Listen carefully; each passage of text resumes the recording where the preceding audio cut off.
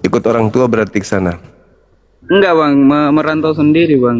Jadi selama, iya, Masih masih anak-anak merantau.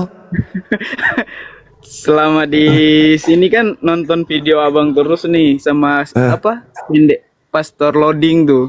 Jadi siap siap. Iya iya. kayak agama sendiri kayak nggak masuk akal sudah di aku bang. Tapi keluarga semua kan mayoritas itu, jadi bingung juga mau ini mau pindah, takut juga rasanya kayak ada ketakutan tersendiri lah. Nah, sekarang permasalahannya muncul. Takut kepada penguasa alam kubur atau takut kepada keluarga? Dari Kejadian sampai Maleakhi, dari Matius sampai ke Wahyu, tak ada satupun dalil bahwa Yesus adalah Tuhan. Saya sebelumnya akun saya Leslie ya, sudah sering dengan Bang Suma ya. Siap siap bang siap. Oke, jadi saya dari salam dari Kota Kupang, saya Siap. Protestan. Baik Menaruh abang. hormat dengan Bang Suma, saya pikir Baik luar abang. biasa. Siap. Jadi apa ya tema kita apa ya? Apa fungsi akal dalam beragama itu bang? Oh, Bang Suma gini ya, Siap. dalam batas kemahakuasaan Allah, akal kita kan tidak bisa menjangkau. Ada hal-hal yang menjadi misteri kekuasaan Allah ya. Saya bumi ini ya bulat, alam ada matahari, ada bulan. Jadi ada batas di mana akal kita tidak bisa menjangkau apa yang dikehendaki Allah dalam kehidupan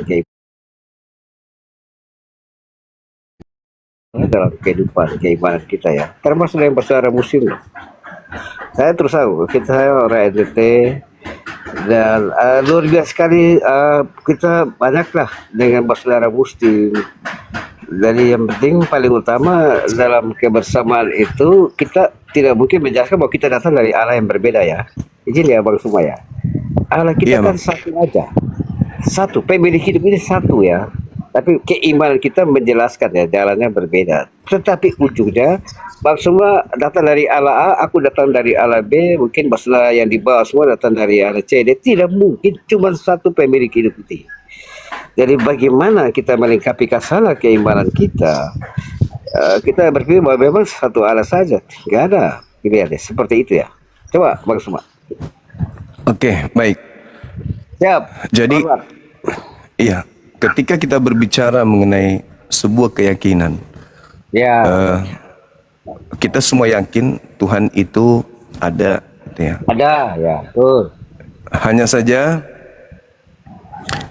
terkadang akal enggak dipakai untuk sampai kepada Tuhan sehingga nyangkut kemana-mana menuhankan yang disebut makhluk. Yakin iya. memang, yakin Oke. Tuhan itu ada, yakin pencipta langit dan bumi itu satu, tetapi keyakinannya tidak ditopang oleh akal sehat, maka keyakinannya itu nyangkut kemana-mana. Contoh agama saudara kami Kristen. Siap. Orang Kristen itu mengakui Tuhan itu satu, pencipta langit dan bumi itu satu, yang maha kuasa itu satu. Tetapi pola ini tidak dibangun oleh karakteristik manusia berakal. Sehingga hanya gara-gara melihat manusia berjalan di atas air dibilang Tuhan. Hanya gara-gara orang membangkitkan orang mati dibilang Tuhan. Orang gara-gara dia membuat orang lumpuh berjalan, ini Tuhan pasti. Kenapa bisa demikian? Karena akal dimatikan. Padahal sebenarnya Yesus itu mengajarkan hidup kekal itu adalah mereka mengenal Engkau satu-satunya Tuhan, satu-satunya Allah, yaitu Dia yang telah menciptakan manusia dan mengutus manusia Yesus sebagai rasul kepada kaumnya Bani Israel. Nah inilah makanya fungsi akal itu adalah bagaimana menetralisir kehadiran manusia di bumi ini untuk sampai kepada Tuhannya tanpa ada embel-embel doktrin dogma dari kepercayaan keturunan, kepercayaan yang berasal dari buatan-buatan manusia. Oleh karena itu, abang, ketika abang saya ini mengatakan bahwa Tuhan kita sama, ya saya katakan betul. Pencipta langit dan bumi yang menciptakan kita itu sama, tapi sembahan kita yang berbeda. Oh iya ya. Nah, abangku menyembah makhluk, namanya Yesus.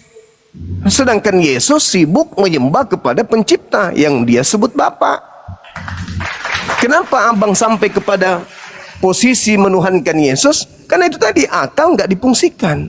Yang dipakai hanya hati, yang dipakai hanya perasaan, sehingga Yesus yang bukan Tuhan pun dituhankan. Apakah itu betul? Tidak benar. Kenapa tidak benar? Karena tidak masuk ke dalam poin akal, tidak masuk akal, alias irasional. Kenapa irasional? Kenapa nggak masuk akal? Karena faktanya Yesus bertuhan.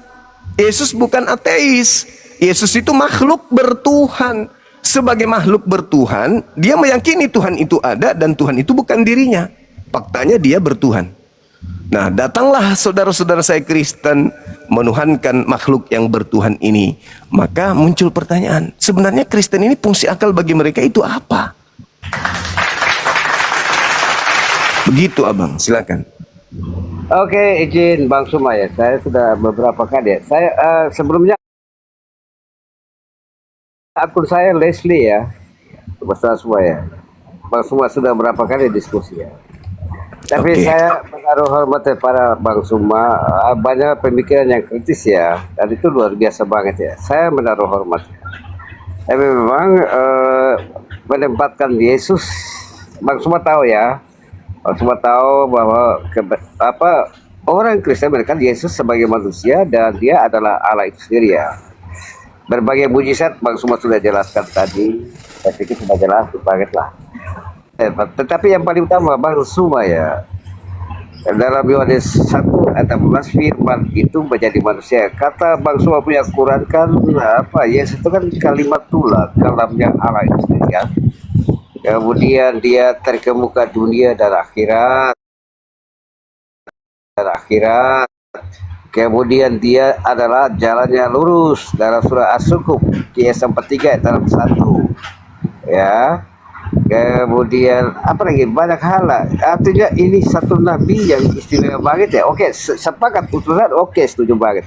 Utusan hamba Allah, oke, sepakat ya. Sepakat, tapi segala yang dia selama menjalani dalam perjalanan hidup di dunia kan selalu dia pertemukan Bapa yang menghendaki itu. Aku berkata demikian. Doa di Taman Getsemani sebelum penyaliban, kalau boleh cawan ini berlalu tapi bukan atas kehendakku. Di 7 perkataan Tuhan Yesus di kayu salib ya, Allahku, Allahku, mengapa engkau meninggalkan aku? Manusianya. Kenapa manusianya? Bahwa dalam tradisi bagi Kristen ya, ini minta maaf ya, kita menambah kasar saja ya. Bagi Kristen ada pengorbanan untuk urusan pengampunan dosa, syukuran dan seterusnya. Termasuk saudara muslim juga ada dong. Misalnya itu kan dalam Israel, Yahudi juga ada ya.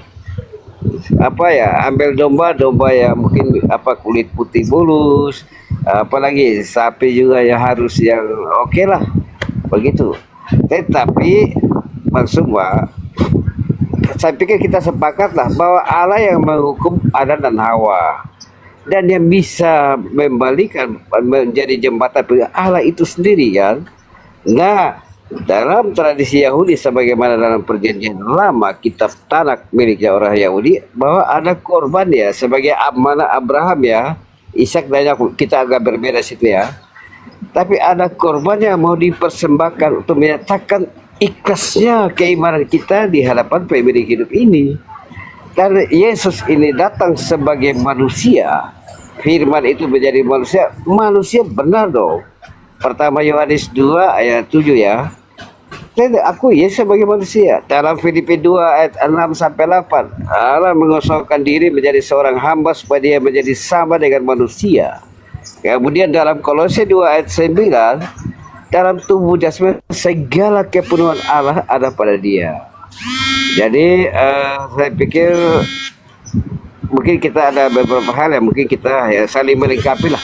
Diskusi ini menambah kasana keimanan saja, tapi luar biasa banget kalau omong tentang Paulus ya sering didengungkan. Tapi dalam Roma 9 ayat 5 Paulus menempatkan Yesus sebagai Allah itu sendiri, Bang Suma. Ya. Jadi itu luar biasa sekali, tapi itu keputusan keimanan masing-masing ya. Jadi begini, yang paling utama dalam kehidupan keimanan kita, kita merasakan kehadiran kuasa Allah dalam kehidupan keimanan kita. Bagi Kristen, kuasa dalam nama Tuhan Yesus. Oke, Bang Suma, hormat diberi. Beta saudaraku itu lengkap. Siap. Oke, makasih. Hormat. Makasih. Siap. Ya. Itu. Oke, baiklah Bang Suma, beta izin pamit. Beta menaruh Bang Suma luar biasa. Ya, sekali. makasih Bang, makasih. Beta menaruh hormat kepada Bang Suma ya. Terima kasih. Baik. Dan semua yang di bawah hormat diberi. Silakan aku ingin pamit ya. Bang Baik, Suma. Abang, baik. Silakan. Amin. Siap. Hormat diberi Bang Suma. Beta suka Siap. sekali. Cuma kritis banget. Beta suka. Oke. Makasih ya, Bang. Hormat. Terima kasih. Siap. Makasih ya, Ingin Bang. pamit ya Bang Suma. Oke, Nanti ketemu di makasih kesempatan Bang lain. Paulo. Siap. Beta Leslie. Bang Leslie, sorry. Ah, ya. Siap, Bang Leslie. Oke. Baik, hormat. Iya, makasih. Ya, jadi teman-teman sekalian, penjelasan dari Bang Leslie tadi itu, bagi kita yang berakal ini, justru menghantarkan kita lebih yakin lagi bahwa memang Kristen ini susah untuk ditelaah menggunakan akal. Terkait dengan Yesusnya, ya, Roma, Paulus menjelaskan seperti apa. Ya, itulah cerminan bahwa memang doktrin mematahkan akal, memecahkan otak manusia sehingga otaknya nggak berfungsi. Islam itu berada pada derajat yang sangat tinggi. Karena ketika orang-orang mengatakan bukti Yesus Tuhan, kami sejahtera, kami bla bla bla dan seterusnya, itu hanyalah sebuah ungkapan orang-orang yang tidak memfungsikan akal. Bahwa pencipta langit dan bumi itu maha mencukupi makhluknya. Dia disembah atau tidak disembah, pencipta langit dan bumi tetap aja memenuhi hajat daripada makhluk yang ada. Al-Quran menarasikan begitu tingginya apa kata Quran. Sanurihim ayatina fil afaq wa fi anfusihim. Bagi orang berakal, kata Quran, mereka bisa menangkap bagaimana pencipta langit dan bumi itu memperlihatkan kekuasaannya, kebesarannya di seluruh penjuru. Jadi kalau ada orang mengatakan, ya Yesus itu maha kasih, buktinya saya berdoa padanya, saya diberikan. Orang Islam yang memiliki ilmu tinggi terhadap keadaan itu, paham betul. Wah, Anda berdoa kepada Yesus, tapi yang mengabulkan doa Anda adalah Allah Subhanahu wa Ta'ala. Anda memuja Yesus, Anda memuji Yesus, Anda menyembah Yesus, Anda kemudian mengidolakan Yesus, menganggap dia Tuhan. Tapi ketika Anda berdoa, bukan Yesus yang mengabulkan doa Anda, tetapi dia Sang Maha Pencipta. Allahus Samad. Itu. Jadi Tuhan memperlihatkan keberadaannya, kebesarannya, tanda-tanda kekuasaannya di segenap penjuru. Di orang Kristen, ya. Di orang Hindu, ya. Di orang Buddha, ya. Tuhan memperlihatkan kebesarannya. Tetapi sembahan-sembahan yang mereka sembah itu bukanlah kemudian pencipta langit dan bumi. Ketika membawa narasi Quran, abang tadi, padahal dalam Quran itu sudah sangat jelas. Inna mathala Isa indallahi kamathali Adam. Semisal penciptaan Nabi Isa alaihi salam sama persis seperti penciptaan Nabi Adam alaihi salam. Selesai gugur semuanya ketika Nabi Isa disebut kalimatullah, kalimatuhu, roh dari Allah, kalimat dari Allah. Udah selesai. Dengan ungkapan satu ayat, inna mathala Isa indallah kamathali Adam. Ya, tapi lagi-lagi Al-Quran itu waliyatazakkara ulul albab, hanya untuk orang-orang yang berfikir. Gitu. Jadi bagi kami umat Islam, ilmu yang saudara paparkan tadi, abangku Paulo atau Steli itu apa ya? Bukan apa-apa sih. Tapi cerminan yang Anda jelaskan membuktikan bahwa agama Anda memang ditelaah bukan dengan akal, tapi dengan perasaan, dogma. Begitu abang. Ada lagi? Halo bang, Ya, halo, Katolik, Protestan. Kristen bang. Silakan buka kameranya. Cuma mau bertanya beberapa pertanyaan bang, kan saya Iya. sudah ada apa ya? Kayak sudah ada hidayah lah. Selama ikutin vlog-vlog abang nih, debat-debatan abang. Cuma masih kayak ada keraguan bang. Keraguannya di orang tua atau keluarga bang. Iya. Adek ini boleh buka kamera nggak? Masih ada rasa takut. Bentar bang, aku pakai baju dulu. Boleh, boleh. Ya nggak apa-apa, nggak apa-apa. Itu hampir seluruh saudara kami Kristen yang telah menggunakan akal mengalami kondisi yang sama.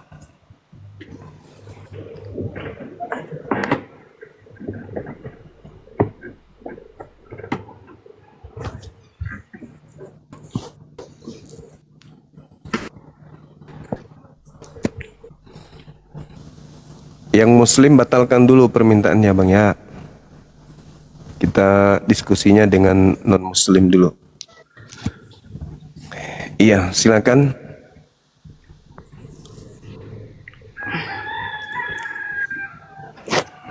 Jadi begitu bang pertanyaanku yang tadi. Masih ada keraguan, masih ada ketakutan lah. Dia mau nak. Iya. Halo, halo, sabar dulu. Kita sapa yang lain dulu. Halo, saudara Mori. Mori, Katolik, Protestan. Halo, Iya, halo. Katolik bang. Boleh buka kamera? Silakan.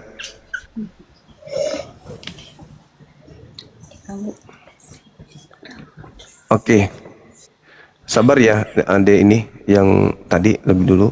Katolik ini ada tema apa fungsi akal dalam agama? Bisa Anda jelaskan hubungannya akal Anda dengan kekristenan, connect nggak?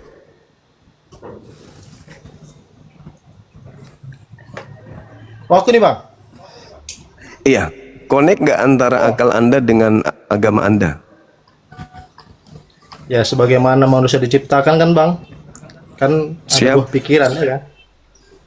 Betul. Ya udah, jadi akal itu diciptakan biar kita berpikir. Ya, Siapa pencipta kan gitu ya kan. connect nggak antara agama Anda yang Anda yakini dengan akal Anda sendiri itu? Atau tolak belakang? Sejauh ini connect bang. Kalau nggak kita ikuti agama itu kan gitu. Baik. Menurut saudara, Yesus itu pencipta langit dan bumi? Kalau dari konteks Yesus itu pencipta ya enggak lah bang. Oke. Yang ciptakan Berarti dia kan bukan yang maha tinggi. bukan pencipta. Yang maha tinggi. Oke. Ya betul. Jadi Yesus bagi Anda hanya Utusan. Ya, Tuhan Allah. Karena kan kami konteksnya itu bang diberikan pikiran tuh Allah Tritunggal, Allah Bapa, Allah Putra dan Allah Roh Kudus gitu dia bang. ini Tritunggal ini apakah masuk akal menurut saudara? Tuhan membelah Bang. diri menjadi 3. Ah, Enggak, Katanya Tuhan satu. Enggak amuba deh bang. Jadi tetap 3 in 1 dia. maksudnya Disitulah kita harus berpikir kalau memang Tuhan itu cuman Tuhan itu harusnya satu, nggak boleh 3 kan? betul. Heeh. Nggak seharusnya terbagi. Makanya aku setiap ikutin video Bang Suma itu kayaknya mulai aneh aku rasa dengan agama sendiri. Karena dia 3 in 1 bang. Iya, kenapa bisa? Itu ilmu dari mana? Yang mengajarkan Anda menerima 3 in 1 itu siapa? Yesus kah atau siapa yang ngajarin? Itu enggak ilmu, itu keyakinan bang. Oh, ya itulah makanya aku bilang tadi, apakah keyakinan Anda connect dengan akal? Ternyata nggak Ya, connect kan? lah. Lah, kalau connect berarti ada ilmu, disiplin yang kemudian mengajarkan bahwa Tuhan itu pernah menjadi bukan Tuhan. Gimana akal bisa menelaah itu? Pernah menjadi bukan Tuhan maksudnya kayak mana tuh bang? Kan Anda katakan 3 in 1. Yesus ini adalah Tuhan yang menjadi manusia. Betul? Ya. Kan dari firman dia. manusia itu bukan Tuhan, berarti Tuhan Anda pernah menjadi bukan Tuhan. Nah, gitu tuh maksudnya Bang. Jadi kalau dalam Alkitab Jadi- itu kan Bang, dalam Injil itu kan dia kan Allah yang Maha Tinggi itu kan berfirman Amin. kepada Gabriel, ya kan? Sejarahnya kan gitu. Ah, Ya, firman itu jadi, dan firman itu jadi. ya, sama seperti ketika Tuhan berfirman, jadilah matahari, maka firman itu jadi matahari. Betul. Firman. Nah, berarti matahari dan Yesus posisinya sama kan? Ya, dia memang sama-sama ciptaan, Bang. Sama-sama ciptaan. Cuman kan Nah. terkhusus ini. Terkhusus ini. Si Kenapa bisa ini, Bang. terkhusus? Berarti Anda mentigakan Tuhan. Enggak, tetap belum satu, Bang. Lah, kalau satu ya kenapa Yesus juga ikut di situ? Kan Yesus memurnikan akidahnya loh. Yohanes 17:3, hidup kekal itu adalah mereka mengenal Engkau satu-satunya. Bukan tiga, tapi satu-satunya. Nggak ada yang lain. Lalu Yesusnya duduk sebagai rasul, utusan tok. Dia tidak masuk ke dalam satu-satunya itu untuk nebeng-nebeng juga, enggak. Tapi Yesus mendudukkan dirinya sebagai utusan dari pencipta satu-satunya tersebut. Yohanes 17:3. Itu baru masuk akal. Itu baru connect dengan akal. Tapi kalau Anda mengatakan Yesus ini bukan pencipta tapi ciptaan, tapi dia juga adalah bagian daripada pencipta, itu berarti tidak connect lagi dong dengan iman Anda, dengan akal Anda. Apa salahnya manusia ketika manusia Iya, mendudukkan terus Yesus begini tuh, sebagai Bang. rasul? Nggak ada salahnya kan? Tapi ketika Yesus didudukkan sebagai Tuhan, itu salah total.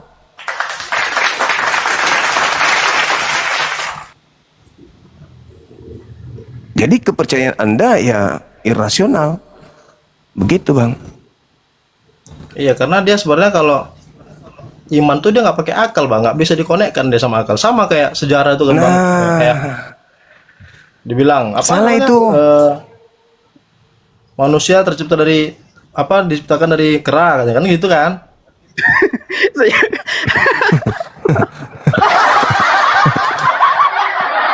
Nah, itulah artinya bahwa Anda sudah mengakui iman kepercayaan Kristen itu tidak connect dengan akal, betul? Memang susah dikonekkan, Bang. Susah dikonekkan. Itu karena itulah dia iman. Berarti kita harus agama lebih Anda, berarti agama Anda berasal dari manusia, bukan dari yang maha mengetahui. Ya, karena memang agama sejatinya kan, Bang, memang diciptakan sama manusia. Nah, udah selesai. Sedangkan agama itu harus berasal dari sang maha mengetahui. Sehingga Makanya agama itu kudu harus connect dengan akal. Bila mana ada agama tidak connect dengan akal, berarti itu buatan manusia tuh, itu karangan. Itu aliran kepercayaan. Karena pencipta langit dan bumi Memang maha konteksnya kan mengetahui. agama itu kan diciptakan, Bang. Agama itu kan memang diciptakan. Agama. Tidak. Agama kacau. Jadi kan agama itu diciptakan agar tidak kacau. Nah, tetapi supaya manusia itu tidak kacau, maka pencipta yang menciptakan manusia mengetahui seluk-beluk manusia. Sehingga dia yang menciptakan produk manusia kudu wajib kemudian memberikan pengetahuan melalui manual book untuk mengantarkan manusia ini sampai kepada Tuhannya. Artinya ketika agama itu berasal dari pencipta langit dan bumi, maka agama itu sandarannya pasti akal. Karena hanya akal lah yang bisa membedakan manusia dengan makhluk yang lain. Hanya akal lah yang bisa menjadi alat manusia sampai kepada Tuhannya. Ketika ada sebuah agama tidak masuk akal, berarti agama itu tidak berasal dari Tuhan.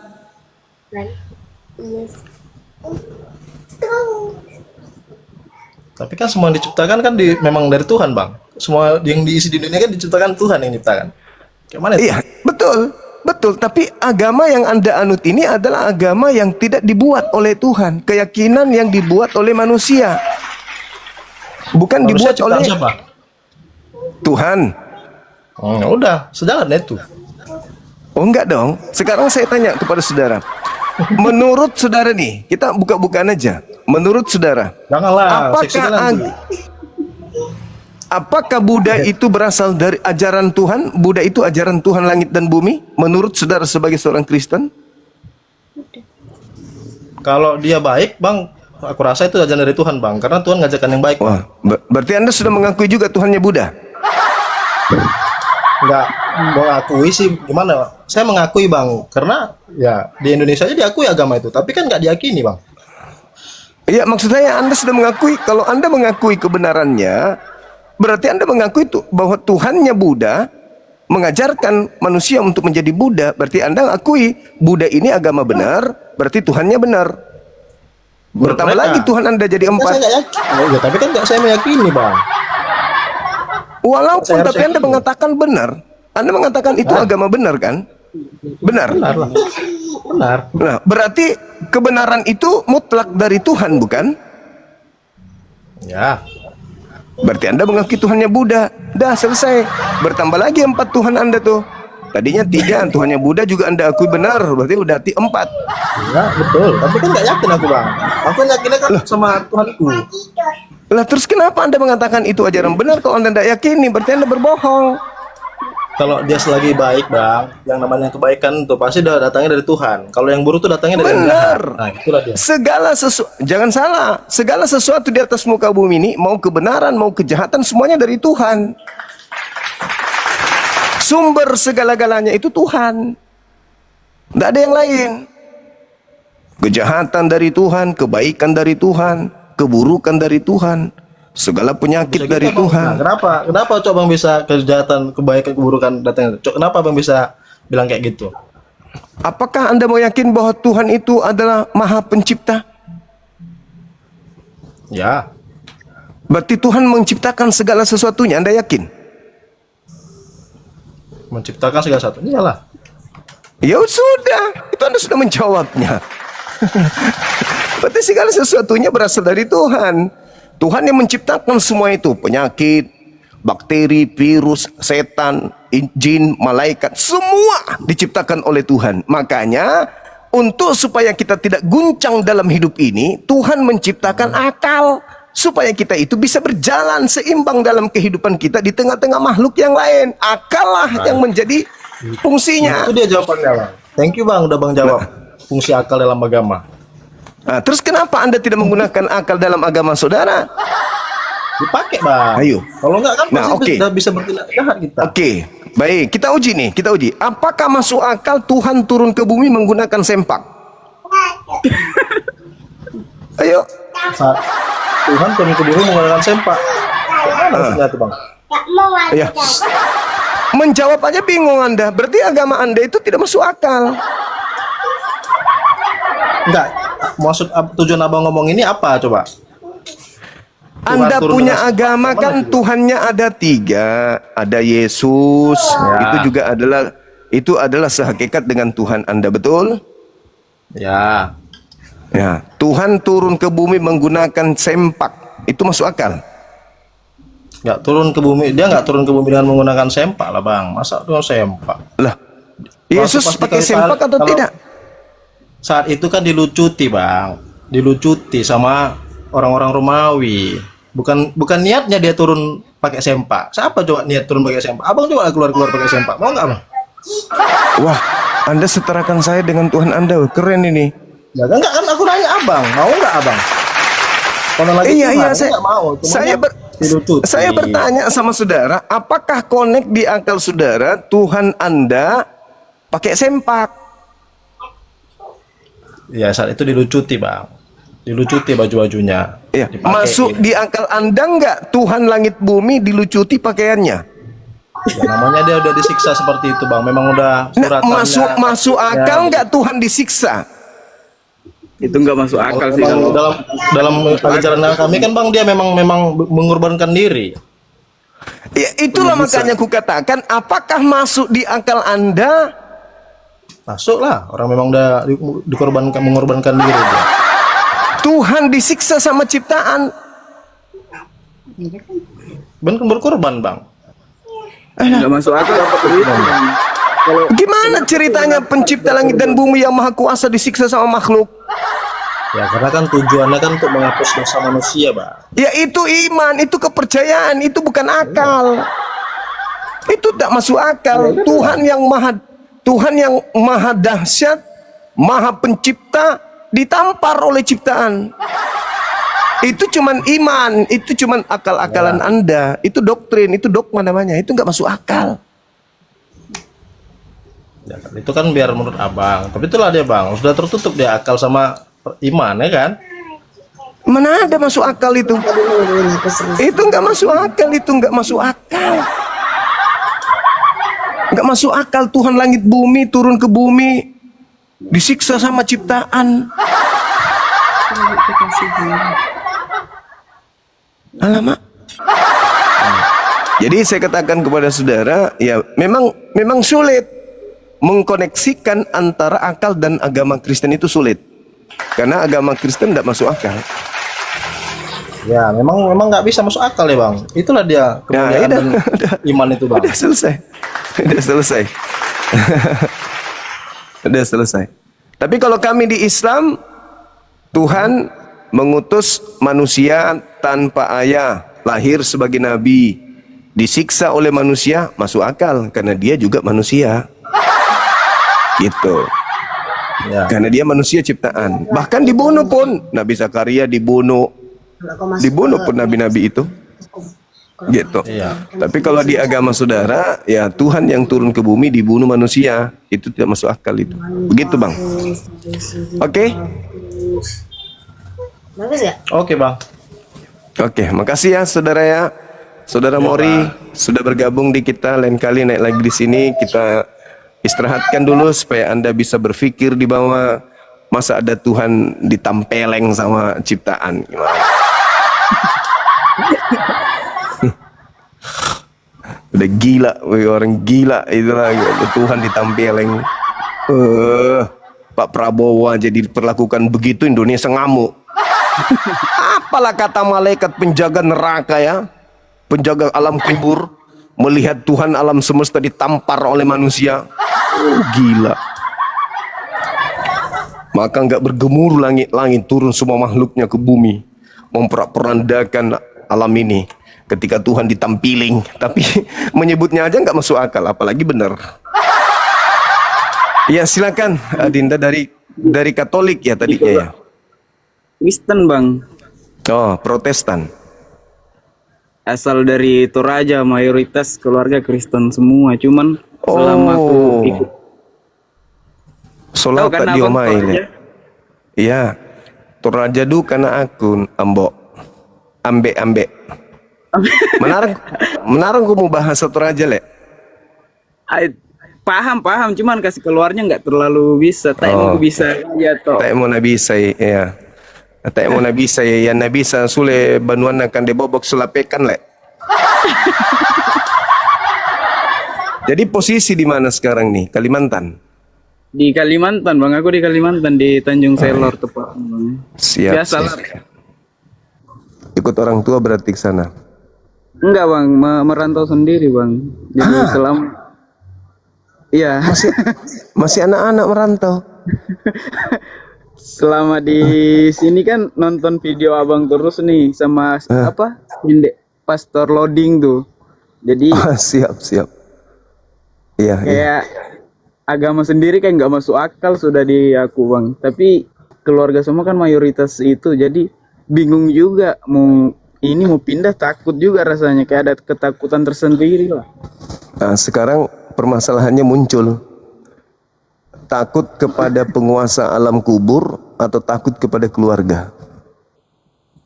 Sebenarnya takut ke penguasa sih bang, takut ke Tuhan lah bang. Cuman Nah, itu poin pertama. Yang kedua, ketika adik ini masuk Islam, minimal dalam rumah tangga, dalam keluarga kita sudah ada pembawa cahaya. Bisa jadi keluarga benci, marah, dan seterusnya. Tapi begitu adik ini masuk Islam, mereka berpikir, apa sih Islam itu? Akhirnya mereka juga belajar sembunyi-sembunyi. Lama-lama, ketemu di masjid sama-sama sholat. amin. Banyak yang begitu. Saya pernah Saya kisahkan dulu kisahku. Aku punya anak didik, sampai saya juga dimusuhin. Pernah didatangkan aparat ke rumah.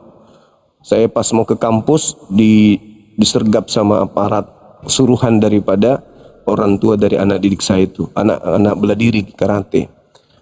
Singkat cerita, dia ke Jepang kerja, sukses. Begitu pulang ke Indonesia, saya diundang ke rumahnya, saya ketemu orang tuanya, saya sudah lupa. Begitu saya masuk, orang tuanya dua-duanya lari peluk saya, cium saya punya kaki. Ada apa ini? Ada apa? Ada apa semuanya ini? Akhirnya begitu berdiri, singkat ceritanya diakui, nak, saya minta maaf dulu, saya pernah mukul, saya pernah ini, gara-gara adikmu masuk Islam, sekarang saya juga sudah Islam. Tantemu juga Islam, adik-adikmu semua udah Islam. Mudah-mudahan.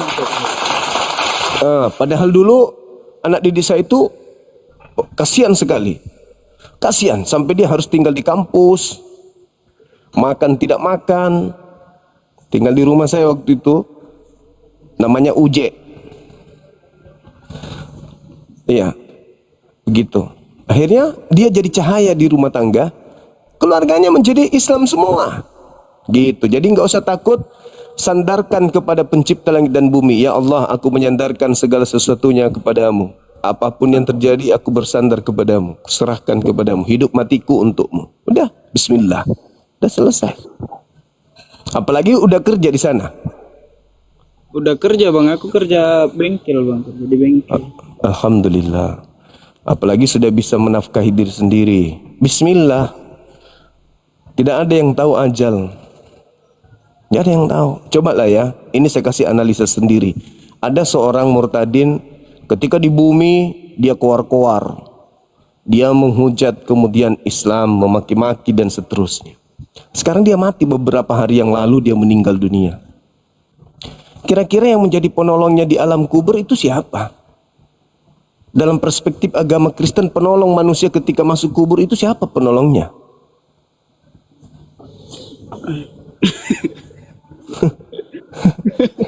Bingung juga. Iya. Siapa penolongnya? Aku mau bilang Tuhan Yesus juga nggak bisa kan, dia juga manusia bang. Dia juga tidak pernah mengajarkan kok tentang Kristen, tidak pernah. Nggak pernah Kata juga. Yesus, apa kata lu? Aku mau nolong lu, enak aja lo. Emang gue pernah ngajarin lu ke gereja? Emang gue pernah ngajarin lu nyembah gue gitu? Emang lu pernah gue ajarin lu makan babi ibadah minggu, merasulkan Paulus? Pernah gue ajarin lu untuk mengkitabkan perjanjian baru? Kan gak pernah. Enak aja lu, kata Yesus. Tapi kita kadang mikir bang, kalau memang Yesus itu Tuhan, kenapa dia harus turun menyerupai manusia kan? Kenapa nggak langsung ini aja? Kan dia Tuhan, dia maha kuasa, dia maha bisa kan? Betul. Dan kalau Tuhan itu polanya begitu, bisa jadi makhluk, kenapa nggak tinggal aja di bumi? Nah, Iya kan? mulai ada Benar kan? keraguan. Iya. Jadi sekali turun ke bumi untuk menyelamatkan manusia, ya selama-lamanya di bumi aja dong. Habis dari Amerika, membuat orang Amerika menuhankan dia, pindah lagi ke Malaysia. Seluruh orang Malaysia menuhankan dia, pindah lagi ke Indonesia. Seluruh orang Indonesia sudah menuhankan dia, pindah lagi ke negara yang lain. Itu baru konsep itu betul. Tapi kalau dia Tuhan turun jadi manusia, cuman di Yerusalem, tapi gagal menjadikan Yerusalem menyembah dirinya, ya Tuhannya gagal dong. Sejak kan nggak mungkin Tuhan gagal bang, kan maha kuasa. Itu dia makanya. Yang masuk akal itu adalah Tuhan tidak nuzul menjadi makhluk. Karena Tuhan itu kekal, maka dia tidak berubah menjadi makhluk. Sebab makhluk itu tempatnya kelemahan. Yang benar adalah Tuhan mengutus para nabi, termasuk Nabi Yesus. Lalu manusia diberi pilihan, maukah kamu beriman kepada Yesus atau kau tidak mau beriman kepada Yesus? Yang mau beriman silakan, Yesus adalah nabiku, Yesus adalah rasulku. Imani dia sebagai nabiku, imani dia sebagai rasulku. Ada orang yang mengimaninya sebagai Tuhan. Kan koplak. Itu kan aku namanya sayang sama Tuhan sendiri kan, sayang sama Yesus itu. Kan setauku Yesus itu kan cuma utusan. Jadi kalau mau makin sayang katanya banyak juga yang kudengar kalau makin sayang nih percaya dia sebagai nabi lah, apalah. Jadi selama aku ikut nonton abang udah ketemu adalah ketemu jawabannya. Ya iya, alhamdulillah. Jadi kalau pola yang dibangun oleh Kristen, Tuhan turun ke bumi jadi manusia karena kasihnya, oke, kita coba ikuti irama irasional tersebut. Sekarang kalau Kristen melakukan dosa, bagaimana cara mereka menghapuskan dosanya?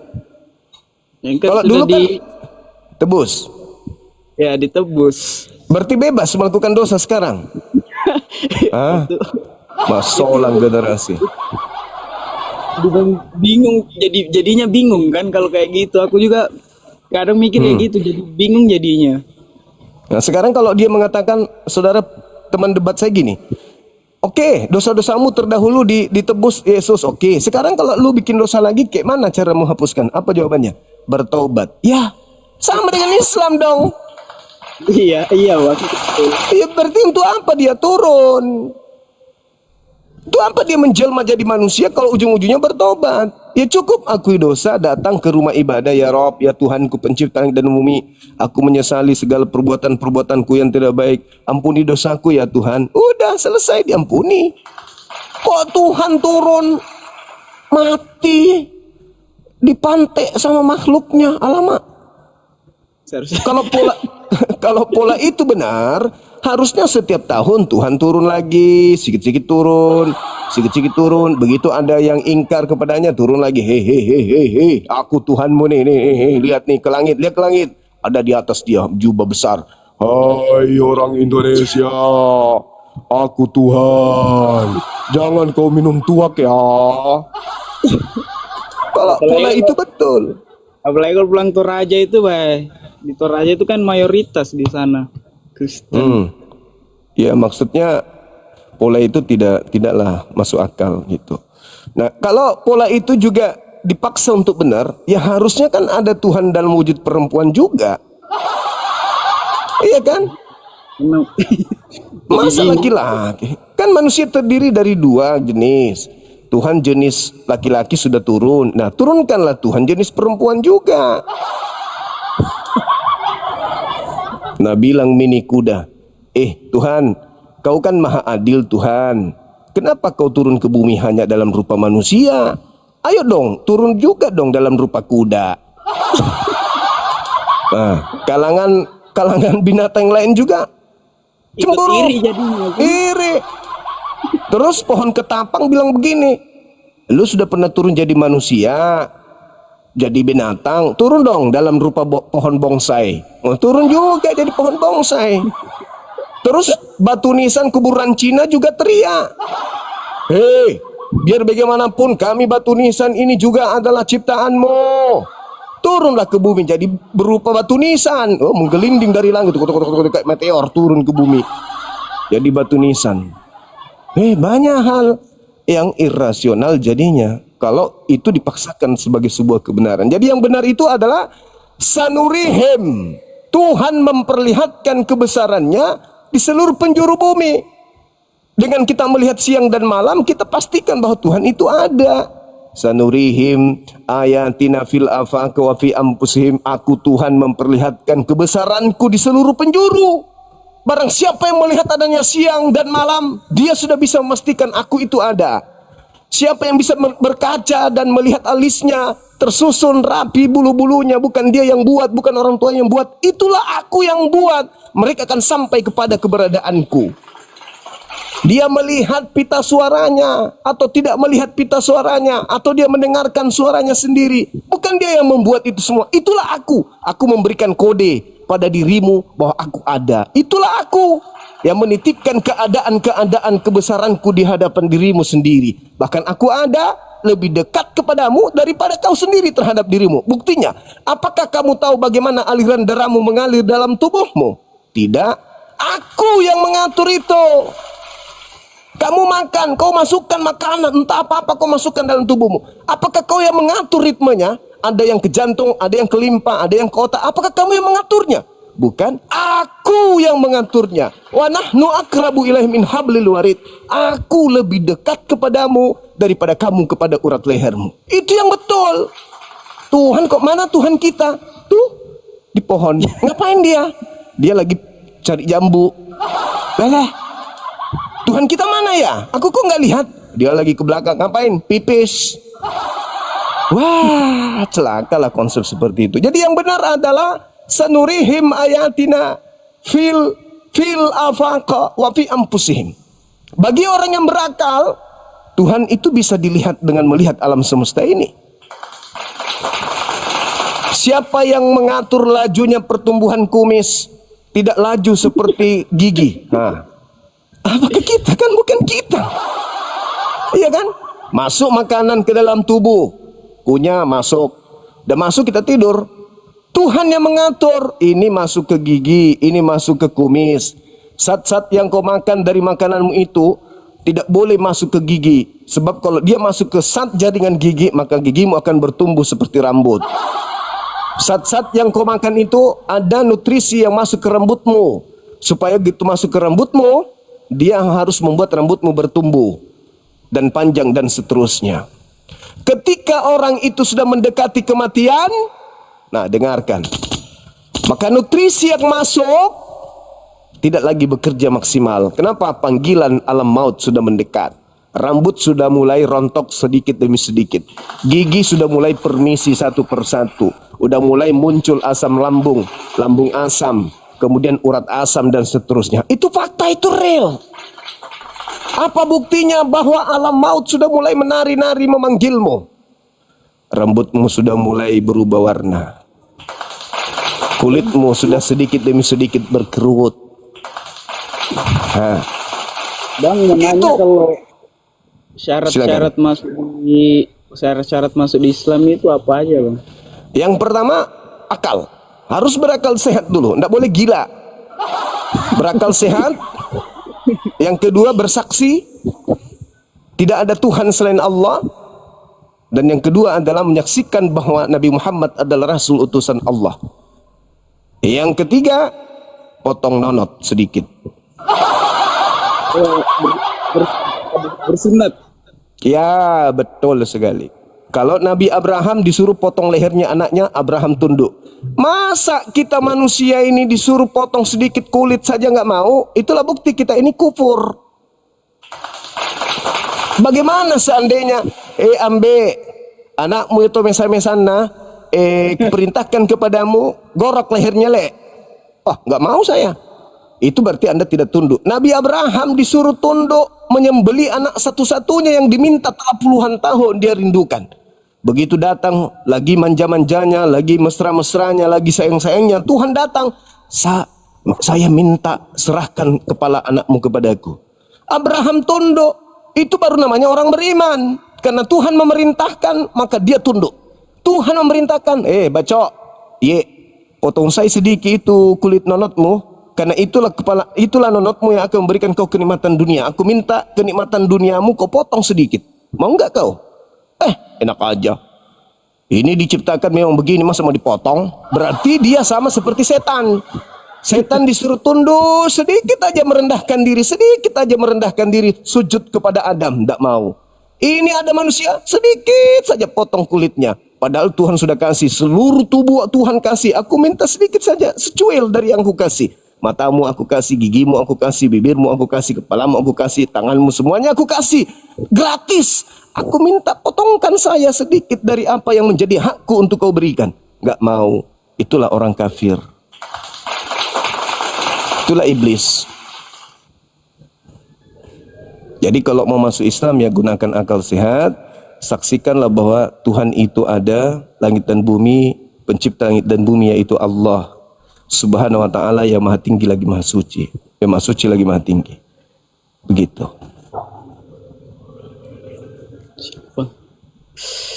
Kayak gemetar aku, Bang, rasanya kayak merinding. Ya memang begitu, Ade. Anda masuk Islam, Anda sudah Islam dari lahir. Begitu besar orang tua Anda yang meninggal, yang membuat Anda jauh dari Islam. Orang lahir itu dalam keadaan Islam. Islam itu apa? Tunduk, berserah diri. Anak bayi itu mau apakan saja dia pasrah, dia terserah. Orang tua mau buat dia jadi perkedel pun anak-anak itu tidak melawan, dia pasrah.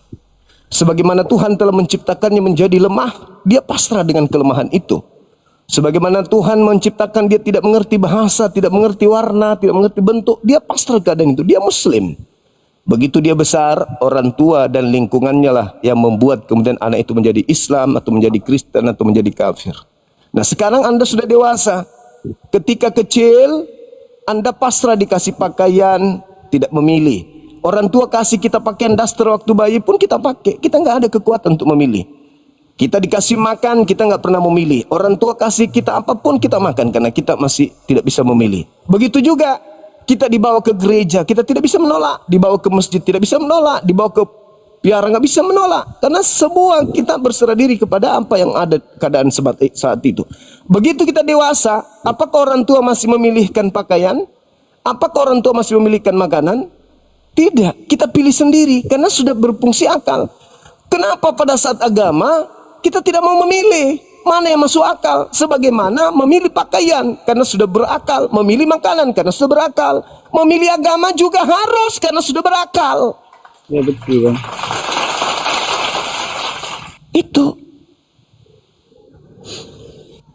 Ini masalah akhirat. Masalah keselamatan loh. Kalau kita salah memilih agama di bumi ini, mati kita nggak bisa keluar dari kubur. Tuhan, kembalikan aku ke bumi, aku mau ke Islam. Nggak bisa. Apakah Islam sudah pernah datang ke kupingmu?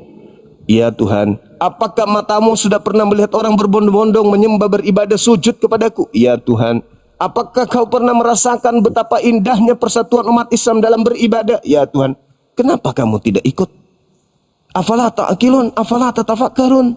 Apakah tak berakal? Apakah kau tak berpikir?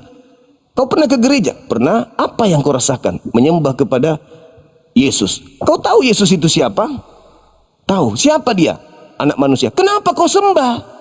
Kau tahu manusia itu setinggi apapun derajatnya, sehebat apapun ilmunya, pasti punya kelemahan. Menurutmu Yesus punya kelemahan enggak? Punya. Contohnya? Dia tidak bisa menahan rasa ngantuk, rasa lapar, dan seterusnya. Ya itu. Terus kenapa kau tuhankan? Sekarang kau sudah ada di alam kubur.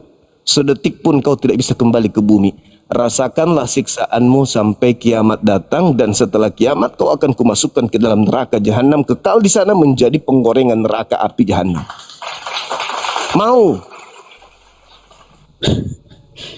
Jelas tidak mau, Bang. Ya, tidak mau. Kalau begitu kembali kepada fitrah akal manusia. Tuhan menciptakan akal. Ini analogi sederhana.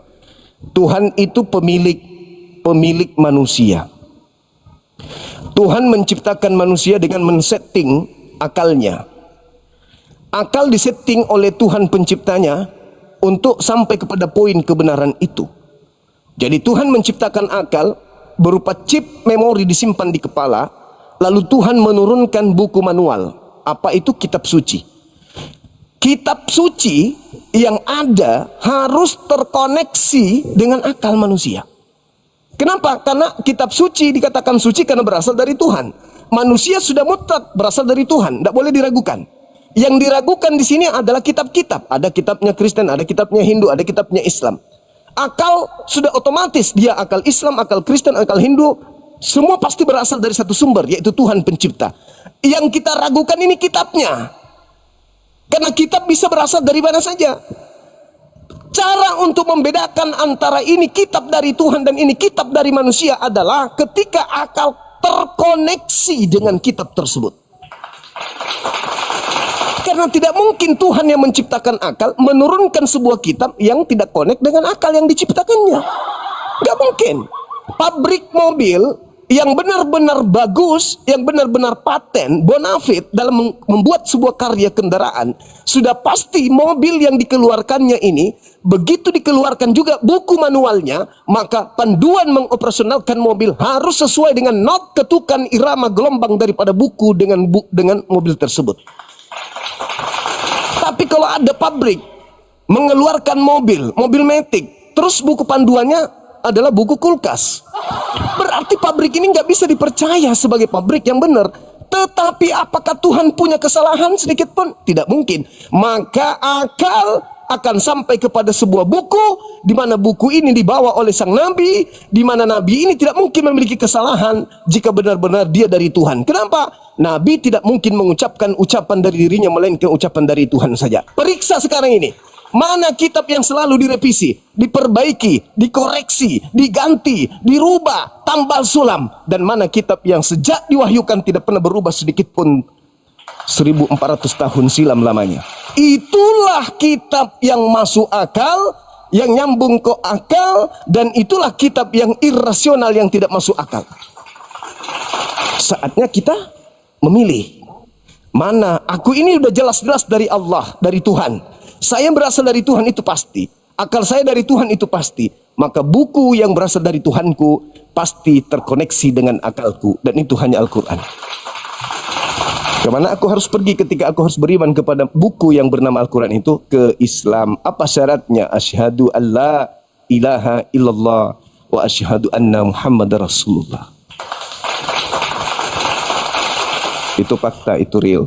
Saya pun akan keluar Islam kalau Al-Quran itu bertentangan dengan akal saya. Itu udah pasti tuh. Sekarang begini, analogi sederhananya. Saya, Bang Suma, saya tidak sombong. Saya bukan sarjana teologi. Tapi saya belajar Bible sudah puluhan tahun. Ini buku-buku saya. Yang orang sekolah di kampus belum tentu belajar sampai mendetail kayak Bang Suma. Mereka hanya mengejar title. Mereka hanya mengejar gengsi. Aku mahasiswa loh, aku sarjana loh. Tapi kalau Bang Suma siang malam belajar ini, tanpa tendensi uang, tanpa kemudian tujuan titel, ingin digelar dengan gelar pendeta atau sarjana teologi.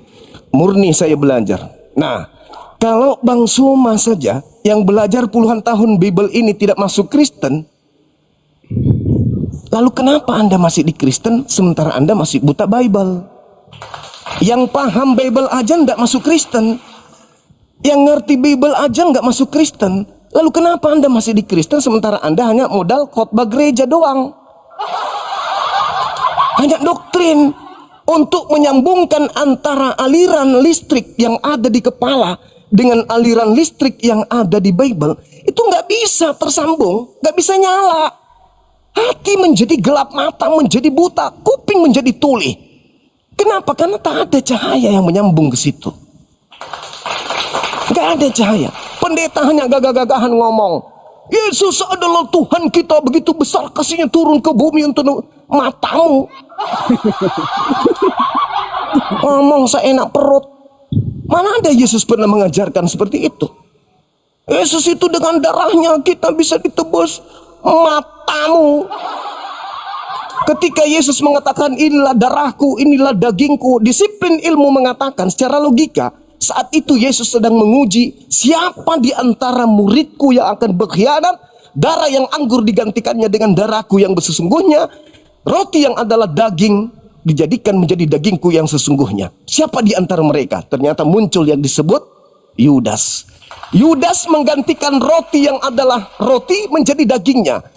Anggur yang adalah darah menjadi darah beneran. Maka kemudian Yudas menggantikan roti yang hanya simbol, anggur yang hanya simbol, menjadi benar-benar darah di atas salib, menjadi benar-benar daging di atas salib. Itulah pengkhianat. Makanya Yesus mengatakan, bukankah aku yang memilih engkau yang 12? Satu di antaramu adalah iblis. Siapa iblis ini? Yang menggantikan anggur yang adalah anggur menjadi darahku, yang menggantikan roti menjadi roti yang adalah dagingku. Padahal aku sudah mengatakan kepada mereka, inilah darahku. Apa itu? Anggur. Inilah dagingku. Apa itu? Roti. Ada muridku yang benar-benar menggantikan roti dan juga anggur itu dengan tubuhku. Itulah pengkhianat. Jadi orang Kristen sekarang, darah Yesus matamu. Itu maksud Yesus menguji siapa di antara ke-12 murid ini yang akan berkhianat, benar-benar menumpahkan darahnya, benar-benar akan menumbalkan dagingnya. Dan ternyata Yesus mengatakan adalah sekiranya lebih baik ketika ia tidak diciptakan oleh ibunya, tidak dilahirkan oleh ibunya. Itu Yudas. Bukankah aku yang memilih engkau yang 12? Satu di antaramu iblis. Berarti yang berkhianat, yang melahirkan salib itu iblis. Celakalah orang-orang yang percaya kepada ajaran iblis. Saya kira begitu, Adinda Andi yang ganteng, yang baik hati. Dari saya menjelaskan pendekatan akal, pendekatan wahyu. Silakan Anda manusia, Anda bukan hewan, Anda bukan binatang. Silakan Anda leluasa ya bagaimana Anda kemudian mengoptimalkan akal, mengoptimalkan kepercayaan Anda terhadap apa yang saya sajikan. Kalau masuk akal itulah manusia. Tapi kalau tidak masuk akal itulah binatang. Kalau yang saya sampaikan ini masuk akal berarti memanusiakan Anda. Tapi kalau yang saya khotbahkan ini tidak masuk ke akal Anda berarti saya membinatangkan Anda. Sebenarnya kalau yang abang bilang semuanya masuk akal sih buat Saya memanusiakan adik ini berarti. Oke. Kita naikkan teman-teman kita dulu karena saya izin mau ibadah. Dinda Nora, Dinda Kores silakan meluncur. Izinkan aku tunduk kepada Tuhannya Yesus dulu untuk sejenak. Silakan.